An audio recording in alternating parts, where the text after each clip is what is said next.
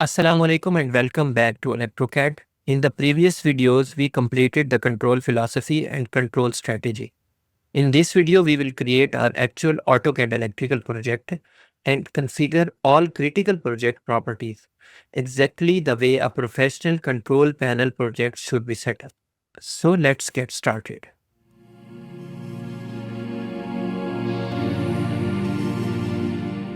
Before creating a new project, we will have to open a new drawing.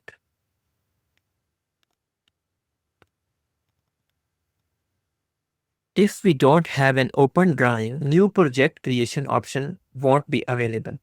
That is why I have opened a new drawing and now click on new project option for creating a new project. I will name this project as our water filtration control panel.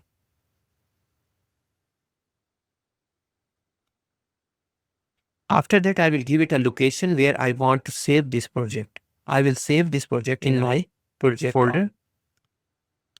Okay, now I will copy settings from the project file.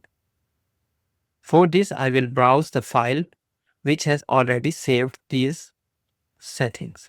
So I have selected already created project that has the best settings as per my requirement. Now I will click on OK Properties. Most mistakes in AutoCAD Electrical happens here. If these settings are wrong, even perfect drawing will look unprofessional. So here is the tab 1 for project setting. This section is defined where AutoCAD Electrical loads symbols from schematic libraries, panel footprint libraries, icon menu files at their default IEC locations. Default libraries are stable, IEC compliant, and perfect for relay-based control panels. Next option is Catalog Lookup File Preference. I am selected Use Component-Specific Tables. This allows correct Schneider and Siemens part selection and clean bill of material generation later. And next option is Electrical Code Standard. I will select IEC as an electrical code standard because this controls symbol shape, contact numbering, cross-reference format, and once selected, do not change it mid-project. So the next tab is Component Tag Format. I have selected S for sheet number and F for family code and N for sequential number. This is the most suitable format to differentiate sheet number as well as family of that component. And also the number sequential number will be given for each same component. The third tab is for wire numbers. The wire number format is set to S-N. S is for sheet number and N is for sequential. And the next tab is for cross-reference. I have kept the same drawing format as sequential number, and between drawings, the cross-reference format will be S. Instead of dot, I will put dash here. So for each cross-reference, first sheet number will be appeared and then the location of that sequential number. I have selected component cross-reference display as in graphical format because it will be easier to read and better for ladder diagrams. It will be look like this. Next tab is for styles, arrow styles, PLC style, wiring style, and fan it out marker styles. I have kept these settings as per IEC standard and it will be continuous across drawings. Default IEC styles are ideal and widely understood. Next one is drawing format.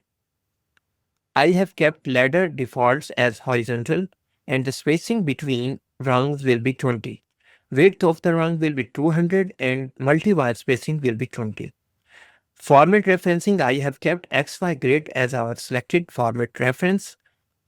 And if you're using an A3 sheet, I would suggest you to keep these values for your default drawings. Origin will be 5 and 285 and spacing between horizontal markers will be 45 and vertical markers will be 50. And the XY format will be vertical dash horizontal. Means if we want to locate something, it will be like A dash 0, A dash 1 or something like that. Okay, and the scale will be 1 and full size. Keep these settings. These are the most suitable settings I have found so far. Now we click on OK. These are the project settings I have saved. The next step is to structure these projects. For structuring these projects, I will create folders inside this project. Click on Add Subfolder and name these folders. For first, I will create schematic. After that, I will create another folder for panel. Third one will be for terminals or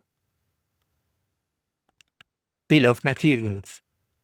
This structure will be helpful for locating larger drawings where we have hundreds of sheets in the project. It will be easier to locate this way. Next step is also very important. That will be project description. Project descriptions are very important for headers and title block updates. So I will right click on the project and click on descriptions. These descriptions will be helpful when we update our title block. I am filling these lines as RO, filtration plan,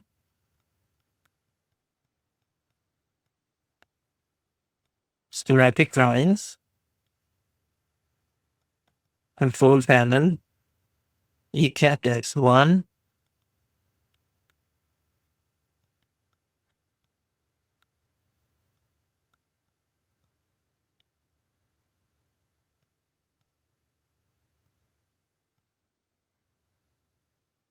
now click on OK. I will tell you in the later videos how to use these descriptions in our title blocks.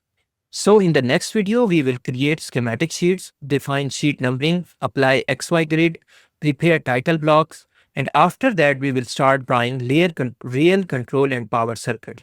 These settings decide whether your drawings look professional or amateur.